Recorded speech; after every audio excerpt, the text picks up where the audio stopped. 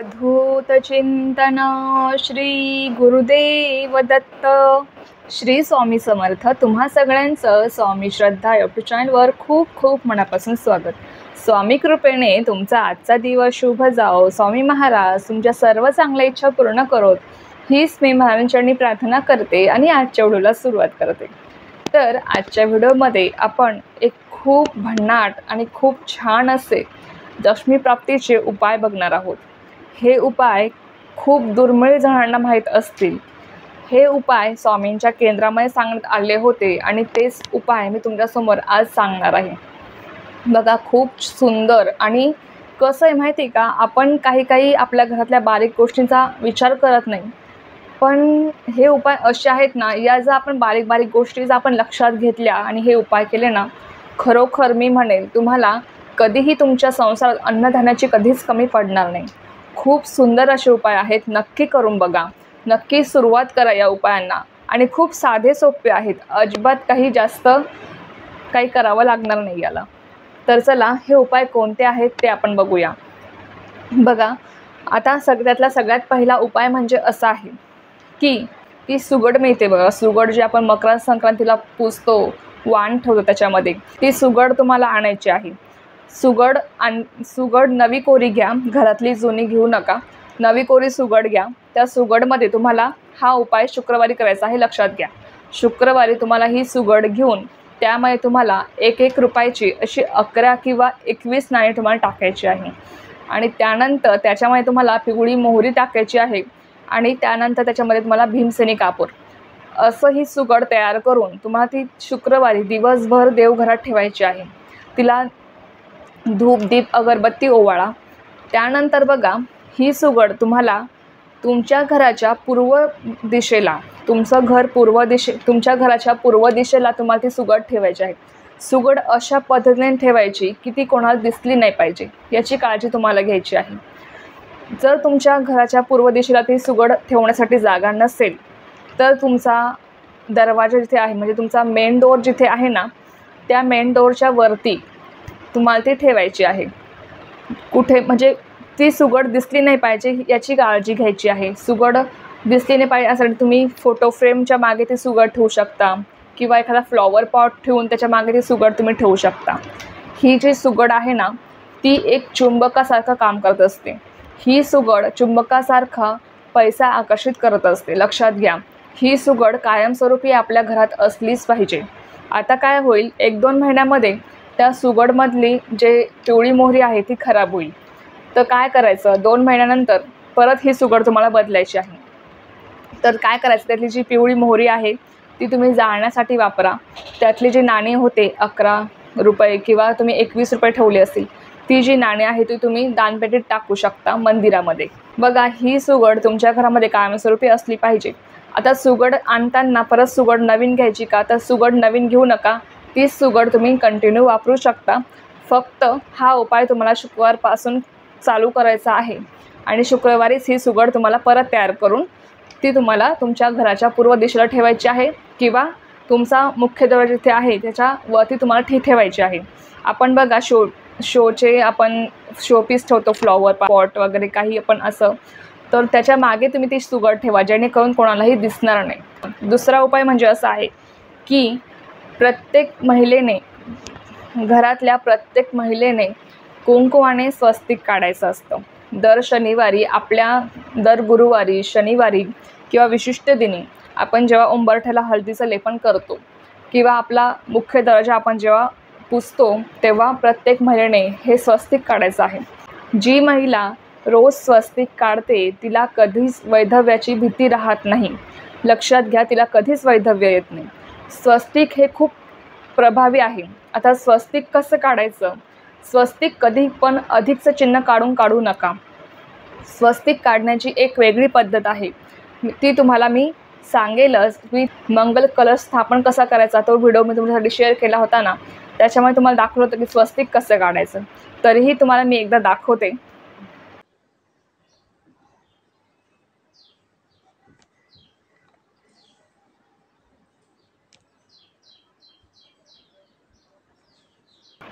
तर अशा पद्धतीने तुम्हाला ते स्वस्तिक काढायचं आहे. स्वस्तिक काढताना कधीच अधिकचं चिन्ह काढायचं नाही, तर म्हणजे ज्या रेषा आपण क्रॉस करतो ना, त्या रेषा कधीच क्रॉस करायच्या नाही. स्वस्तिक काढण्याची ही एक विशिष्ट अशी पद्धत आहे. या पद्धतीनेच तुम्हाला स्वस्तिक काढायचं आहे. आणि स्वस्तिक हे नेहमी कुंकवाने काढायचं असं लक्षात घ्या. आणि ओम जो आपण काढतो ना, मुख्य दरवाजावर जेव्हा आपण स्वस्तिक काढतो बघा, ते नेहमी कुंकवाने काढायचं. आणि ओम जेव्हा आपण काढतो ते नेहमी हळदीने काढायचं असतं. तर अशा पद्धतीने तुम्हाला हे स्वस्तिक काढायचं आहे.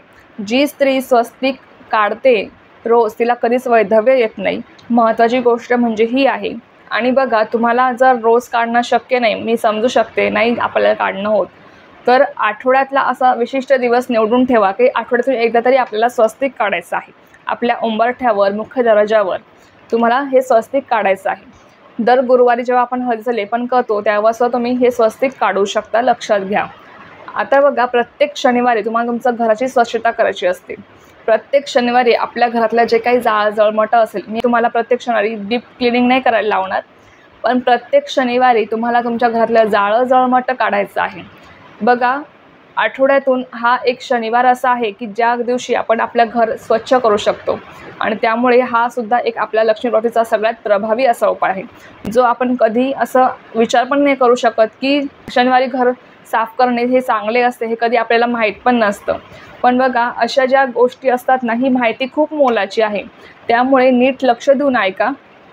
आता बघा, त्याच्या पुढचा महत्त्वाची गोष्ट म्हणजे असं बघा की बघा, आपण गहू दळतो. आपण जेव्हा दळण दळतो आपल्याला कधी आठवण येते, जर आपल्या इथली जर शुक्रवारी गिरणी बंद असेल तर आपल्याला आदल्या दिवशी आठवतात गुरुवारी, अरे पीठ संपणार आहे, आपल्याला गहू दळायचे आहेत.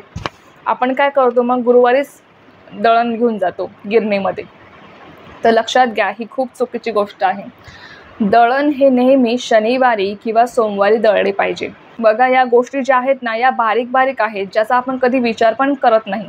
आपल्याला असं वाटत पण नाही की या गोष्टी केल्याने असं असं होईल, तसं तसं होईल, किंवा या गोष्टींचा एवढा फरक पडतो का आपल्या जीवनावर. तर हो, या गोष्टींचा, बारीक सारीक गोष्टींचा आपल्या जीवनावर खूप फरक पडत असतो. म्हणून लक्षात घ्या, गहू दळताना नेहमी शनिवारी किंवा सोमवारी तुम्हाला दळायचे आहेत. आता बघा, गहू दळताना काय करायचं, गहू दळताना तुम्ही समजा तुम्हाला उद्या शनिवार आहे, तुम्हाला उद्या गहू दळायचे आहेत, तर तुम्ही काय करायचं, आदल्या दिवशी शुक्रवारी मूठभर गहू घ्यायचे आहेत. एका पुडीमध्ये मूठभर गहू घ्यायचे, त्याच्यामध्ये 2 केशरच्या काड्या टाकायच्या.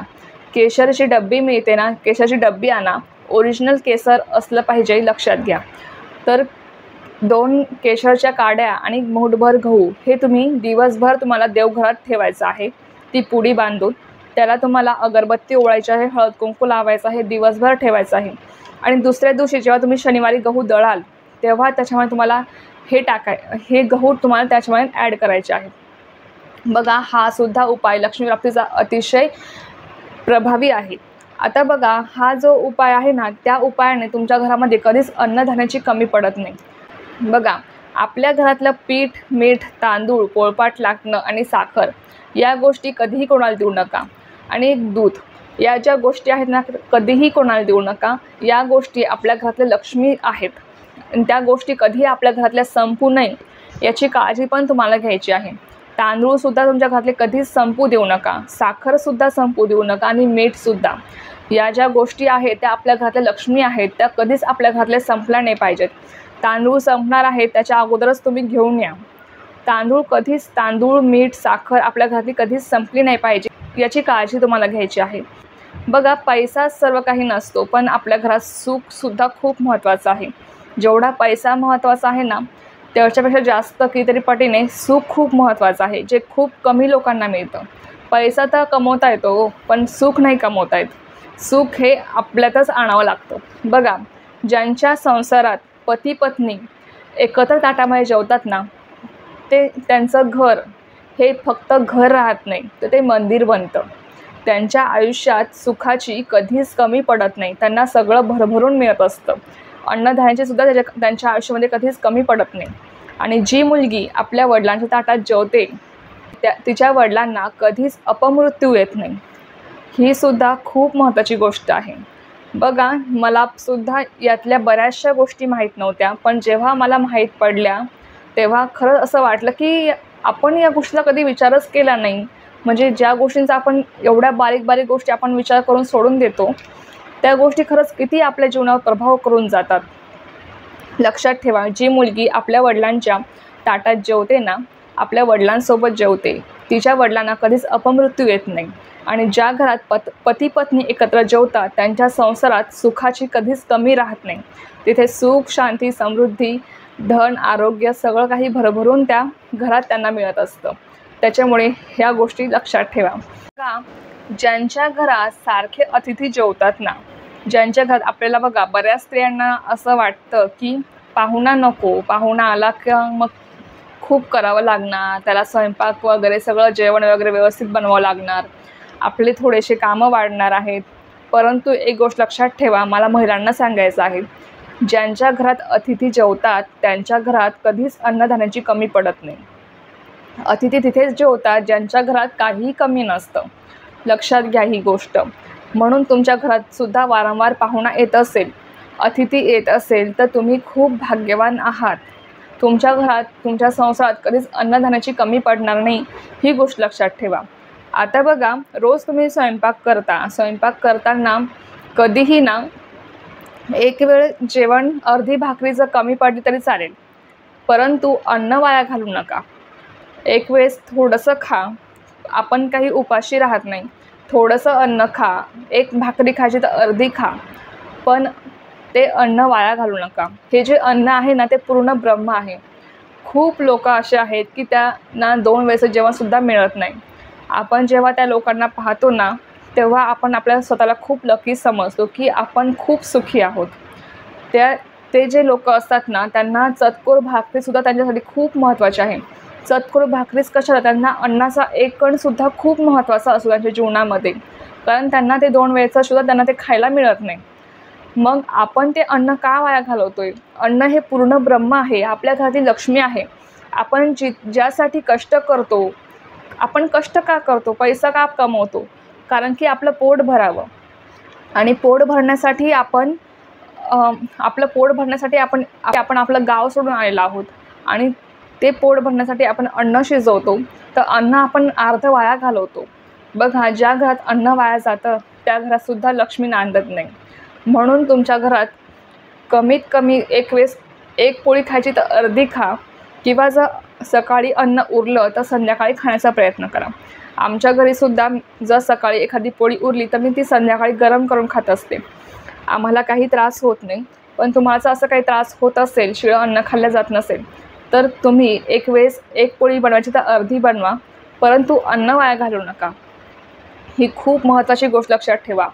अन्नपूर्णा आपल्यावर नाराज होत. आपल्या घरामध्ये आपसुकच अन्नधान्य हे कमी पडत जातं, लक्षात ठेवा. आणि बऱ्याच वेळेस असं होतं बघा की आपल्या घरामधलं ना अन्नधान्य आपोआप कमी झालेलं आहे असं आपल्याला जाणवतं. म्हणजे आपल्याला या गोष्टी लक्षात येत नाही. एखाद्या वेळेस आपण जर कुठे 1000 रुपये ठेवले होते, त्यानंतर आपण जर 2-3 दिवसांनी चेक केलं तर आपल्याला आठवत नाही की ते 1000 रुपये कुठे गेले, मी इथेच ठेवले होते, मग कुठे गेले, कुठे खर्च केले गेले का. हे अशा ज्या म्हणजे काही अशा शक्ती असतात ज्या आपल्याला समजत नाही. आपल्या घरातलं अन्नधान्य, लक्ष्मी, त्या असं ना म्हणजे कमी पडतात. आपल्या घरामध्ये त्या गोष्टी कमी पडत असतात हळूहळू.